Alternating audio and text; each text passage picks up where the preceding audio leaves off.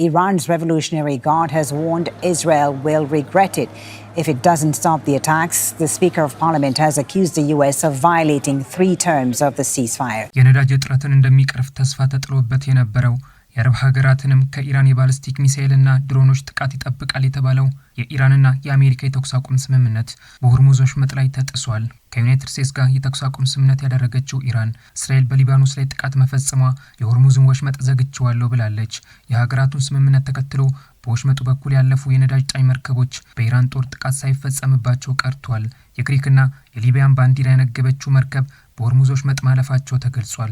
ጦርነቱ ከተቀሰቀሰበት ጊዜ ጀምሮ በየቀኑ በወሽመጡ በኩል ያመሩ የነበሩ የባህር መርከቦች ቁጥራቸው ለ6 ሳምንታት በእጅጉ የቀነሰ ሲሆን በአሁኑ ወቅትም ከ400 በላይ የነዳጅ ጫኝ መርከቦች በባህር ሰላጤው ላይ ተቀምጠዋል። የሆርሙዝን ወሽመጥ በመክፈት የነዳጅ ዋጋ እንዲቀንስ ያደረገችው ኢራን በድጋሚ በወሽመጡ ላይ ውሳኔዋን አሳልፋለች።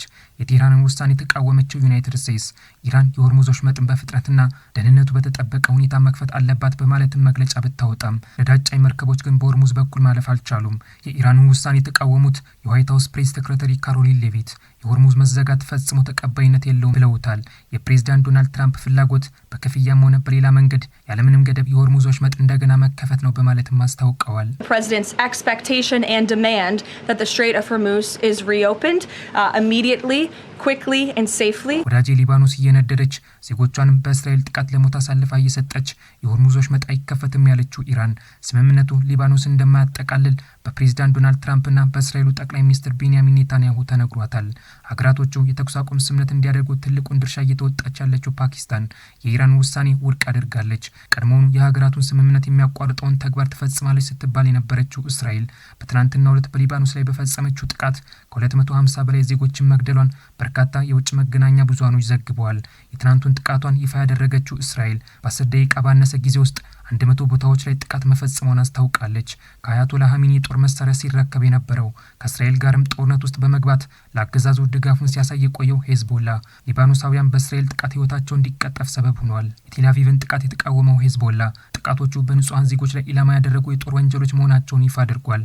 ታጣቂ ቡድኑ ባወጣው መግለጫ ስምምነቱ ሊባኖስ እንደሚያካትትና ይህም በኢራን ጥያቄ መጣ መሆኑን አስታውቋል። በኢራን ሰማይ ስር የበረሩት የጋዛን ሰማዮች ሲያናውጡ የከረሙት የእስራኤል ጦር ጀቶች ጥቃታቸውን በሊባኖስ ላይ ማጠናክረውታል። ኢራን ከአሜሪካና እስራኤል ጋር ጦርነት ውስጥ ከገባችበት ቀን ጀምሮ የእስራኤል ጦር ከ1700 በላይ ሰዎችን ህይወት መቅጠፉንና ከ5800 በላይ ሰዎች እንዲቆስሉ ማድረጉን ሲኤንኤን ዘግቧል። የእስራኤልንና አሜሪካን ጥቃት ሲቃወሙ የነበሩት ጦርነቱ እንዲቆም ለፕሬዝዳንት ዶናልድ ትራምፕ መልእክት ሲያስተላልፉ የቆዩት በትራምፕ አማካኝነት ባለቤታቸው የተዘለፉባቸው የፈረንሳዩ ፕሬዝዳንት ኢማኑኤል ማክሮን የእስራኤልን ጥቃት ተቃውመውታል። ከሊባኖስ ኃላፊዎች ጋር የስልክ ውይይት ያደረጉት ማክሮን ለሀገራቱ ድጋፋቸውን ሰጥተዋል። ጥቃቶቹ አሁን በተደረሰው የተኩስ አቁም ስምምነት ቀጥተኛ ስጋት ይፈጥራል በማለት በኤክስ ገጻቸው ላይ መልእክታቸውን ያሰፈሩት ማክሮን የእስራኤልን ጥቃት ኮንነዋል። ፕሬዝዳንቱ ለኢራኑ ፕሬዝዳንት መሱድ ፔዜሽኪያንና ለአሜሪካው ፕሬዝዳንት ዶናልድ ትራምፕ ተመሳሳይ መልእክት እንዳስተላለፉ አስታውቀዋል። ለኢራኑ ፕሬዝዳንት መሱድ ፔዜሽኪያንና ለአሜሪካው ፕሬዝዳንት ዶናልድ ትራምፕ ተመሳሳይ መልእክት እንዳስተላለፉ ማክሮን ቢያስታውቁም ለመሪዎቹ ስላላኩት መልእክት ግን ይፋ ያደረጉት ነገር የለም። ከ250 በላይ ዜጎቿን ህይወት የቀጠፈው የእስራኤል ጥቃት ወደ 900 የሚጠጉ ሰዎች ጉዳት እንዲደርስባቸው ማድረጉን የሊባኖስ የጤና ሚኒስቴር አስታውቋል። ሄዝቦላን ትጥቅ ለማስፈታት ጥረት ሲያደርጉ የነበሩት በዚህም ተግባራቸው ከኢራን ትችቶችን ሲቀበሉ የከረሙት የሊባኖሱ ጠቅላይ ሚኒስትር ነዋፍ ሰላም እስራኤል በፈጸመችው ጥቃት የዛሬው ቀን ብሔራዊ የሀዘን ቀን እንዲሆን ወስነዋል። በእስራኤል ጥቃት የሆርሙዝ ወሽመጥን የዘጋችው ኢራን በወሽመጡ ላይ ሌላ ህግ ደንግጋለች። በወሽመጡ ለማለፍ ያሰቡ ሀገራት ክፍያቸውን በክሪፕቶ ከረንሲ እንዲከፍሉ ማስታውቃለች። Iran is bypassing the SWIFT banking system by imposing cryptocurrency and the Chinese yuan tolls ranging from $0.5 to $1.5 per barrel for ships that are passing through the Strait of Hormuz. Now this system forces vessels to pay non-dollar fees to avoid sanctions, transforming the crucial waterway into a controlled digital payment toll zone. However, Society for Worldwide Interbank Financial Telecommunication or SWIFT የአሜሪካ ማዕቀብ ኢኮኖሚዋን ያንኮታኮተባት ዜጎቿ 1 ኪሎ ሩዝ ለመግዛት $2 በላይ እንዲያወጡ ያደረገችው በዚህም ምክንያት በተለያዩ ጊዜያት የተቃውሞ ሰልፎች በከተሞቿ ስታካሄድ የኖረችው ኢራን በወሽመጡ ላይ የምታገኘውን ገቢ ወደ ክሪፕቶ ከረንሲ መቀየር ፈልጋለች።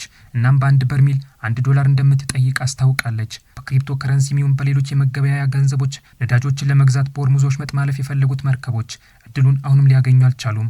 በሁለት ሳምንት የተኩስ አቁም ስምምነት ውስጥ በወሽመጡ ላይ የሚያልፉ መርከቦች የጦር መሳሪያዎችን ለማጓጓዝ ጥቅም ላይ እንዳይውሉ በኢራን ቁጥጥር ይደረግባቸዋል ቢባልም መርከቦቹ ግን አሁንም ማለፍ አልቻሉም። የሆርሙዝ ወሽመጥ ሙሉ ለሙሉ ያላስከፈተው የአሜሪካን ጥቃት ያላስቆመው ጦርነት ለ15 ቀን መጠናቀቁ በቴህራን ጎዳናዎች ላይ የደስታ ዝማሬዎች እንዲታዩ አድርጎታል።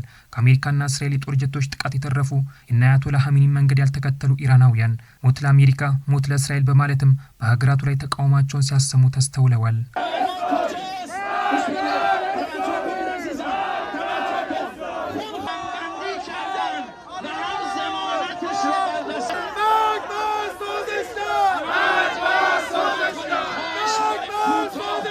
የአሜሪካንና እስራኤልን ጦርነት ለ15 ቀናት እንዲራዘም ያደረገችው ፓኪስታን የአሜሪካውን ምክትል ፕሬዚዳንት ጄዲ ቫንስን ለመቀበል ተዘጋጅታለች።